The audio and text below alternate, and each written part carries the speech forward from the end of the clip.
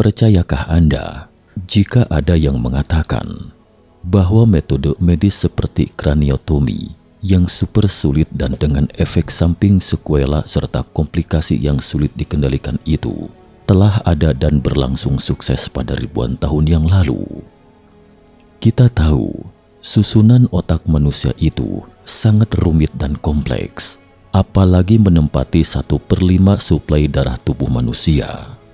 Setitik kesalahan selama operasi akan rentan terhadap infeksi bakteri, pendarahan, dan kemungkinan efek sampingnya adalah 10% sampai 20%. Jadi perawatannya harus dilakukan dengan sangat hati-hati. Sebelum ada bukti terkait untuk membuktikannya, Anda mungkin berpikir bahwa itu adalah delusi karena banyak menonton drama fantasi. Tetapi para arkeolog telah menemukan bukti bahwa manusia pernah beberapa kali melakukan kraniotomi. Sebagai informasi, kraniotomi adalah operasi untuk membuka bagian tengkorak atau tempurung kepala dengan tujuan memperbaiki dan mengetahui kerusakan yang ada di otak. Salam sehat sejahtera pemirsa setia mata ketiga. Berikut mari kita telusuri cerita hari ini. Pada 1600 sebelum Masehi tidak ada internet, televisi, ataupun media cetak. Dengan demikian, orang pada masa itu menyebarkan pesan menggunakan ukiran-ukiran di gua-gua, termasuk temuan di utara Peru. Di masa kini, para ahli masih bertanya-tanya tentang pesan yang hendak disampaikan dalam ukiran-ukiran di Cerro Sequin, Peru. Di sebuah situs arkeologi di lepas pantai Peru, ditemukan sebuah bangunan unik. Dinding luarnya diukir seperti sekolah kedokteran modern, dengan penggambaran anatomi atau susunan tubuh manusia yang akurat dalam pembedahan, termasuk organ dalam, bahkan tempurung kepala, dan oleh para arkeolog modern disebut sebagai sekolah kedokteran kuno paling awal di dunia. Sekolah kedokteran kuno. Pada tahun 1937, arkeolog Peru Julio Tello menemukan situs Sequin Alto yang sangat besar di lembah Casma, Peru. Lembah Casma dekat dengan laut, hanya berjarak beberapa kilometer dari Samudra Pasifik, dan para pembangun situs tersebut diyakini jauh lebih awal dari budaya Inka. Sejarahnya setara dengan Mesopotamia dan Mesir kuno. Sequin Alto terdiri dari serangkaian bangunan megah yang dibangun 4.500 tahun yang lalu dan merupakan salah satu bangunan kuil paling awal di dunia. Di tengah situs terdapat sebuah kuil besar sepanjang 2 km, terdiri dari piramida 12 lantai, 5 alun-alun dan kuil. Sementara di sebuah bukit granit tak jauh dari kuil, berdiri sebuah bangunan megalitik bernama Cerro Sequin. Situs arkeolog ini terdiri dari satu bangunan induk dan 2 bangunan penunjang setinggi 4 meter tanpa atap. Namun fungsi dari bangunan ini masih diperdebatkan. Banyak yang menduga mungkin ini adalah tempat di mana orang dahulu melakukan operasi ribuan tahun silam, karena ditemukan lebih dari 300 ukiran yang menggambarkan berbagai organ tubuh manusia. Di antara beberapa organ ini, ada yang berasal dari prajurit, juga pendeta. Dari ukiran tersebut, tampak berbagai fragmen tulang belakang dan organ dalam. Selain itu juga anggota badan yang diamputasi. Lebih dari 300 ukiran ini seakan menggambarkan pemandangan seperti itu. Ukiran-ukiran ini, di mana jika ditelik dari sudut pandang orang awam, akan ditemukan kebrutalan orang-orang kuno yang sangat mengerikan, karena ukiran tersebut mencakup pemandangan berupa tempurung kepala yang retak, lengan dan kaki yang patah, bahkan bola mata dicongkel dari kepala. Tetapi jika dilihat dari sudut pandang seorang ahli bedah, akan ditemukan keakuratan dari susunan tubuh manusia, terutama organ dalam seperti perut, ginjal, dan kerongkongan. Wawasan menakjubkan dari ukiran-ukiran ini jelas diperoleh melalui pembedahan ilmiah. Ini seperti keterampilan seorang pelukis abad pembaharuan terhadap anatomi manusia. Tidak peduli siapa pengukirnya, mereka tahu persis susunan tubuh manusia, bahkan mungkin melihat langsung organ manusia ini di depan mata mereka saat mengukir. Tentu saja, ada juga arkeolog yang menduga bahwa ini adalah bangunan yang digunakan untuk memperingati kemenangan perang. Peperangan dan penjarahan antar kota diduga cukup lazim pada masa itu, dan kekerasan yang kerap terjadi meningkatkan keahlian para seniman melukiskan pengorbanan manusia tersebut. Saat itu mungkin pernah terjadi perang bersejarah di wilayah ini. Pemenang perang membalas dendam dengan kejam pada lawan yang kalah. Jadi ukiran-ukiran ini mungkin menggambarkan bagian dari ritual pengorbanan orang dahulu setelah menang perang. Ada beberapa teori yang mencoba menjelaskan gambar-gambar demikian. Sejumlah pihak menyebutkannya sebagai bukti penelitian anatomi, sebagian lagi menyebutkannya sebagai perang mitos di kalangan para dewa. Jika dilihat secara keseluruhan, gambar-gambar itu diduga menggambarkan prosesi ketika para kesatria melintasi jasad-jasad tercincang orang-orang biasa. Hal itu mengundang pandangan bahwa rangkaian gambar itu menunjukkan perang bersejarah. Pihak lain menyebutkannya sebagai pembasmian pemberontakan rakyat jelata. Apapun alasannya, terlihat ada satu pihak yang menang mutlak atas pihak lain dan para pemenangnya meluapkan dendam pada pihak pecundang tanpa ampun, mungkin menjadi bagian ritual korban pasca kemenangan. Tetapi pandangan ini kemudian dibantah, karena semua ukiran di atas tidak menunjukkan suasana pertempuran.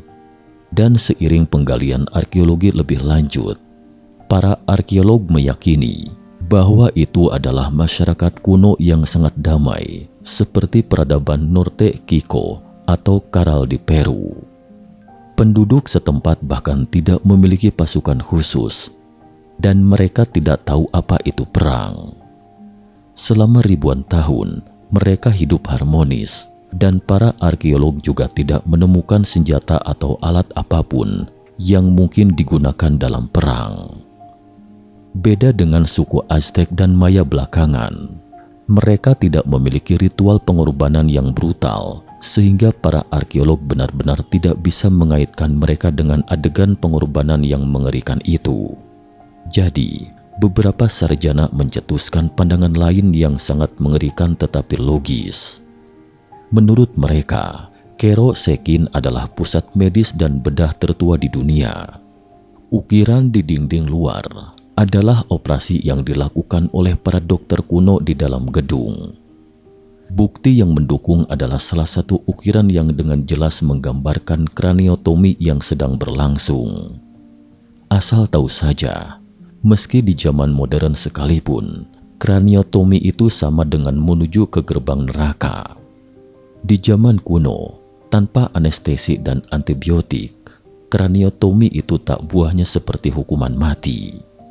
Namun fakta membuktikan, ternyata ribuan tahun yang lalu, ada orang yang dengan terampil melakukan operasi semacam itu. Misalnya pada tahun 1863, seorang antropolog Amerika menemukan tengkorak suku Inka kuno saat wisata di Peru, Amerika Selatan. Potongan persegi panjang yang mencolok ini menarik perhatiannya.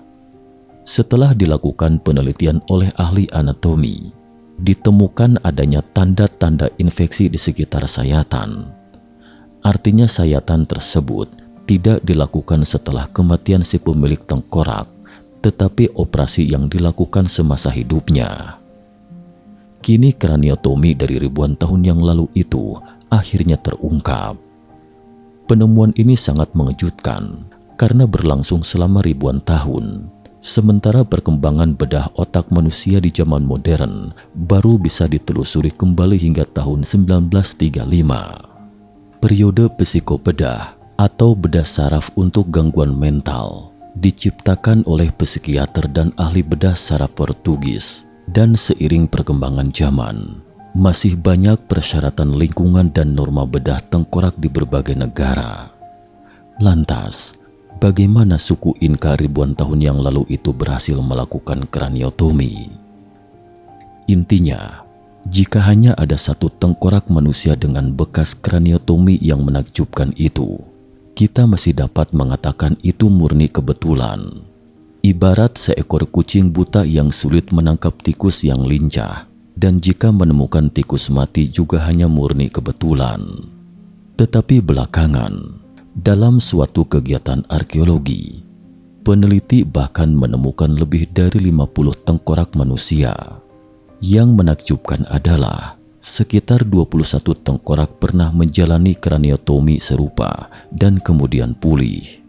Dilihat dari kondisi tengkorak ini, tingkat keberhasilan pembedahan hampir 40%. Dari sampel tengkorak dari pegunungan Andes antara tahun 1000 Masehi dan 1300 Masehi, 91% pasien yang menjalani kraniotomi berhasil selamat.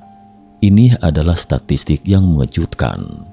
Di antara tulang semasa kekaisaran Inka, bahkan ditemukan 5 kali bekas kraniotomi dan pasien sembuh di setiap pembedahan. Sebagai perbandingan, selama Perang Saudara Amerika Serikat 500 tahun kemudian, tingkat keberhasilan kraniotomi hanya 50%, atau dengan kata lain, separuh orang tidak akan selamat dari pembedahan. Ketika orang Spanyol tiba di Amerika Selatan pada abad ke-16, kraniotomi yang dilakukan oleh penduduk setempat dianggap ilegal, dan teknik kuno ini pun secara bertahap hilang dalam sejarah. Namun teknik kraniotomi suku Inka sepertinya memiliki sumber yang lebih tua. Ada sarjana yang pernah mengatakan bahwa orang Peru kuno mempraktekkan teknik mereka pada orang mati, seperti yang dilakukan oleh mahasiswa yang mempelajari pembedahan di sekolah kedokteran modern saat ini. Di ukiran lainnya, para arkeolog masih bingung objek apa yang digambarkan itu. Ada yang mengatakan yang terukir itu merupakan alat yang fungsinya sama dengan ilmu bedah modern. Jelas bahwa kerosekin seperti sekolah kedokteran modern yang digunakan untuk melatih ahli bedah yang sangat terampil untuk menangani pasien. Mereka juga akan melakukan penelitian ilmiah tentang anatomi manusia. Yang digambarkan ukiran itu bukanlah adegan pengorbanan yang mencelakakan orang, sebaliknya merupakan hasil penelitian sehari-hari tentang anatomi tubuh manusia. Ini sama dengan spesimen manusia dan diagram organ manusia yang kita saksikan di rumah sakit saat ini. Lalu, siapakah orang yang membangun peradaban ini serta mendirikan rumah sakit kuno di atas? Dan di mana mereka sekarang? Dari mana mereka mempelajari teknik bedah canggih ini?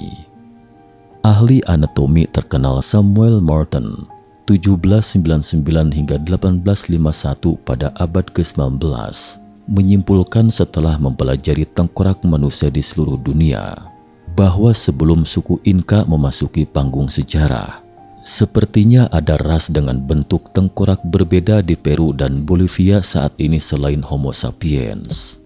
Mereka memiliki tengkorak yang lonjong, wajah yang relatif sempit, dahi yang menyusut, dan tengkorak yang lebih simetris, namun telah punah saat ini. Tetapi keturunan campuran mereka masih eksis di berbagai suku primitif yang terpencil dan tersebar di Amerika Latin, dan kraniotomi paling awal tampaknya berasal dari populasi misterius ini.